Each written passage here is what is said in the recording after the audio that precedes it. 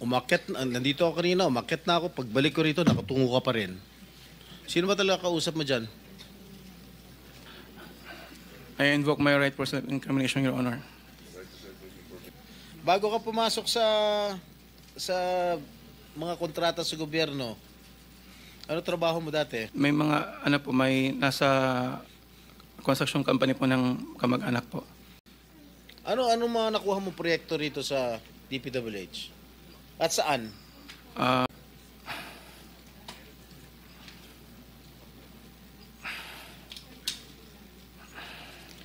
Alam mo, malamig na malamig ulo ko ngayon, ha? Pero pag ikaw, tumingin ka ng tingin na sa cellphone mo, hindi ko alam kung ano binabasa mo dyan, humarap ka sa amin. Opo. Yes po, Your Honor. Ikaw may-ari nito, di ba? Yes po, O Your di Honor. dapat alam mo. Ano yung mga proyektong na-awardan sa inyo ng DPWH? At saan-saan? Ano po, Your Honor? Hindi ko po na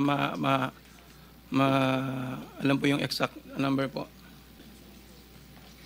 Come on. You're wasting our time. It's already 1:45. May session pa kami alas 3. At marami pa magtatanong. Yes po, Sumagot ka yes po, kagad. Your Honor. Ha? Yes po. Oh. Alin-alin yung mga proyekto na na-awardan sa inyo ng DPWH? At saan-saan to? Meron po kaming sa QC po, sa Metro Manila First. Meron din po sa Quezon. Bulacan. Your Honor, I invoke my right against self-incrimination, Your Honor. Tinatanong ko, how can my question incriminate you? Tell me. Tinatanong ko lang saan yung proyekto mo? I invoke my right against self-incrimination? Sorry po, Your Honor. Ha? How can that incriminate you? Tell me. Pinapainit ng ulo namin dito eh. Dahil po may mga usapin na na may mga allegation po na mayroon nga pong anomalya. Kung magsasalita po ako, pwede po magamit laban sa akin. Meron ka 42 projects sa Bulacan. Yung bulk ng na-award na contract sa inyo ng DPWH, ang bulk no nasa Bulacan. 42. Ha? 2 sa San Juan. 2 yata sa Quezon. Meron sa Ilocos Norte. Meron sa Caloocan.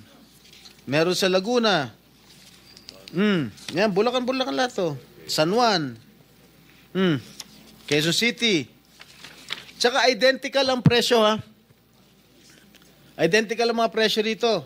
77 million, 77 million, 72 million, 72 million. Sino ba? Bakit ganon? Kung nakikinig po kayo, makikipag-deal kami sa inyo na po pwedeng hindi na kayo ipoprosecute criminally, magturo na lang kayo. Kasi sa palagay namin, hindi kayo ang most guilty.